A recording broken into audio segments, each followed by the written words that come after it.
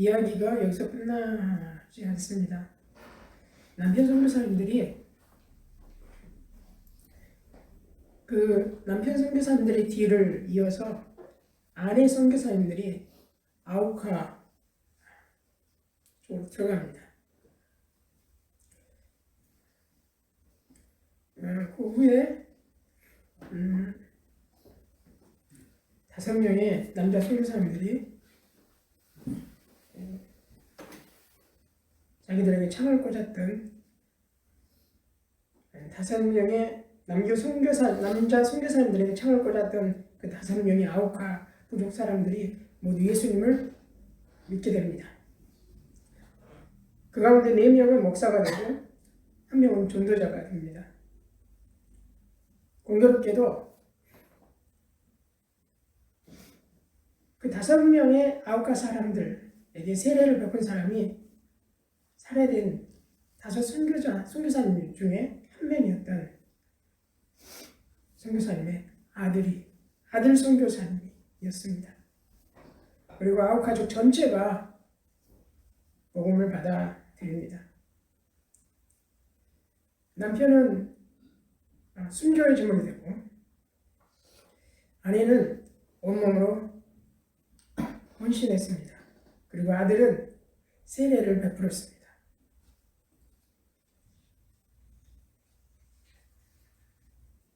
짐 엘리엇이 말했던 유명한 자기 일기장에 기록된 유명한 글이 있습니다. 그 중에 하나가 이겁니다. 영원한 것을 얻고자 영원할 수 없는 것을 버리는 자는 바보가 아니다. 영원한 것을 얻고자 영원할 수 없는 것을 버리는 자는 바보가 아니다. 이 사람은 바보가 아니면 뭡니까? 미친 거죠. 예수님의 사랑이 미친 사람입니다. 미치지 않으면 아우카족에 들어가서 죽겠다고 그것도 제 발로 들어가겠습니까? 이 5분이 그때 순교하신 그 선교사님들입니다. 하나님이 우리에게 간절히 원하고 바라고 구하는 것은 뭐라고 했습니까? 우리가 진정한 전도사가 되고 그리고 진정한 선교사가 되는 것입니다. 하나님은 우리가 이 사명을 감당하도록 하기 위해 우리에게 복을 주시고 우리가 큰 민족을 이루게 하시고 우리가 강대하게 하십니다. 당시 하나님께서 오늘 요나스가 당시 하나님께서 그 당시 여로보암 2세가 이끌었던 이스라엘을 강대하게 하셨습니다. 하나님께서 이스라엘을 얼마나 강대하게 하셨는지 솔로몬 당시의 영화를 다시 회복하게 하셨습니다. 하나님께서 그렇게 하신 이유가 있습니다. 그것은 이스라엘이 제사장의 나라가 되어서 온 세계를 향해서 나가서 온 세상이 하나님이 법이 통치하시는 하나님의 나라가 되도록 만들라는 것입니다. 혼자 하나님 나라에서 잘 먹고 잘 살지 말고 온 세계가 그런 하나님의 나라가 되기를 원하셨던 것입니다. 그런데 이스라엘은 제사장 나라로서의 사명을 감당하기는커녕 죄악에 푹 빠져서 허우적거리고 죽지 못해서 간신히 살아가고 있었습니다. 겉보기에는 화려하게 보이나 속은 썩어서 냄새가 나고 구역질이 납니다. 그들은 하나님을 찾지도 하나님께 구하지도 않았습니다. 이제 하나님이 없어도 살 수 있다고 생각합니다. 하나님의 법은 하나님의 말씀은 온데간데 없고 힘이 정의가 되었고 돈과 물질이 최고 선이 되어버렸습니다. 세상은 죄악이 일상이 되어버렸고 온 세상이 우상으로 가득했습니다. 저는 개인적으로 가장 걱정되는 사람이 있습니다. 어떤 사람이냐면요. 성경도 읽지 않고 기도도 하지 않고 마치 하나님이 없이, 아니 하나님이 없는 것처럼 살아가는 사람, 이런 사람입니다. 그런데 이스라엘이 지금 그 길을 걸어가고 있는 것입니다. 하나님이 없는 것처럼 살아갑니다.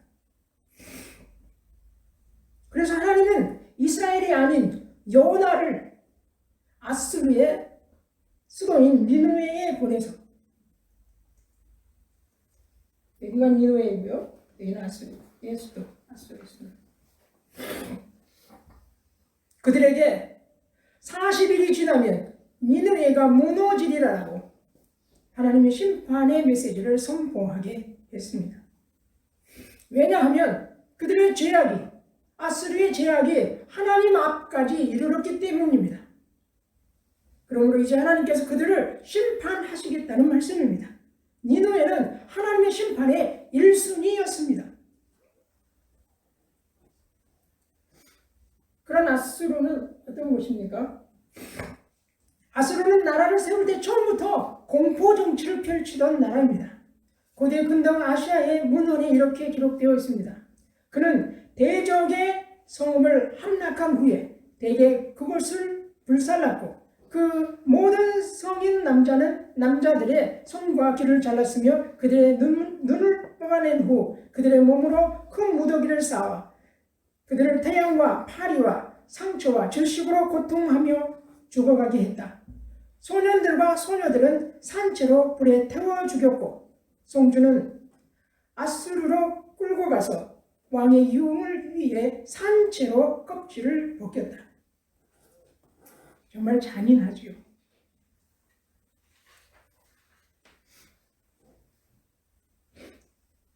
요나 시대에도 니느웨 사람들은 니느웨 사람들의 그 포악은 아주 유명했습니다. 그래서 그들이 얼마나 잔인하고 악독했든지 나홈서 3장 19절에 이렇게 기록하고 있습니다. 우리 함께 읽어보겠습니다. 시작. 내 아수르 상처는 고칠 길이 없고 내 부상은 치명적이다. 내 소식을 듣는 이들마다 내가 망한 것을 보고 기뻐서 손뼉을 친다. 너의 끊임없는 아픔을 겪고 보지 않는 이가 있느냐? 아수르는 당시 모든 나라의 원수였습니다. 아수르라는 그 말만 들어도 치가 떨렸습니다. 그래서 아수르의 멸망을 보고 위로하는 자가 없고 오히려 그 멸망의 소식을 듣고 모두 함께 손뼉을 치면서 박수를 치는 것입니다. 절대로 있어서는 안 되는 나라가 아수르이고 그 나라의 수도가 바로 니느웨입니다.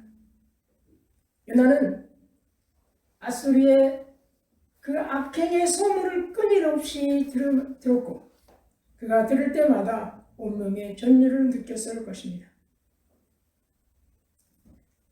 요나서 1장의 1절부터 2절 말씀에 그 포악한 아수르가, 이 말씀은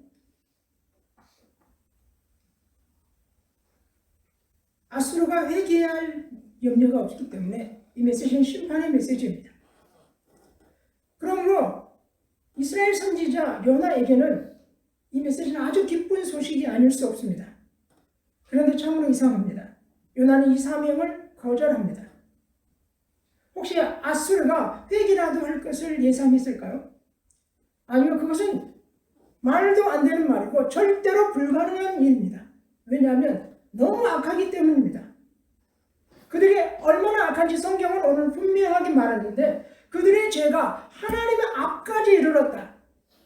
한 발 더 가면 죽음이라는 겁니다. 그런데 요나의 마음에 설마 하나님이 하는 마음이 드는 겁니다. 우리말에 설마가 사람 잡는다는 말이죠.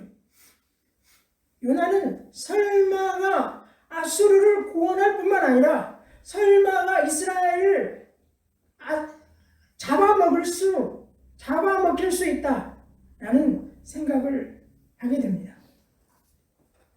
왜냐하면 요나는 하나님이 어떤 분이신지를 너무도 잘 알고 있었기 때문입니다. 요나서 4장 1절부터 2절 말씀 함께 읽어보겠습니다. 그 요나는 여호와께 불평하며 소리질렀다. 아이고 주님, 제가 고향 땅에 있을 때에 이렇게 될 것이라고 말씀드리지 않았습니까? 그래서 제가 다시스로 도망치려고 했던 것입니다. 주님은 은혜롭고 자비로운 하나님이시오.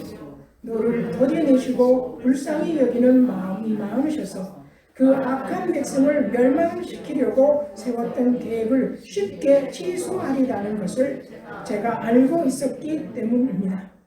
주님, 이제는 제발 내 목숨을 나에게서 거두어 주십시오. 이렇게 사느니 차라리 죽는 것이 낫겠습니다.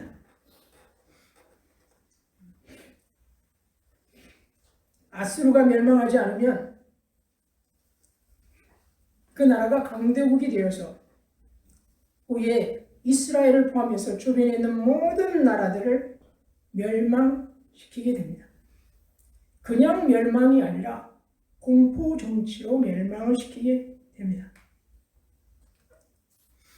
그래서 요나는 자기 민족을 구원하기 위해 자기의 목숨을 걸고 하나님을 설득합니다.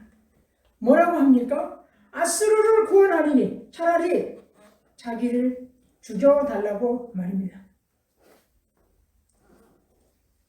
요나서를 읽다 보면 요나와 하나님이 서로 설득하면서 기싸움을 하고 있는 것 같은 느낌을 받게 됩니다.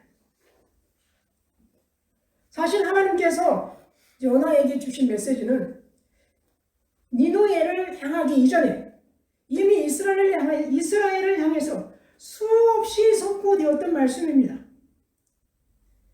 그러나 하나님께서 선지자를 보내 아무리 이스라엘을 설득해도 돌이키지 않는 이스라엘 백성들을 보내서 선지자 요나의 마음이 아프기 전에 하나님의 아버지의 마음은 얼마나 아프고 아팠을까 생각하게 됩니다.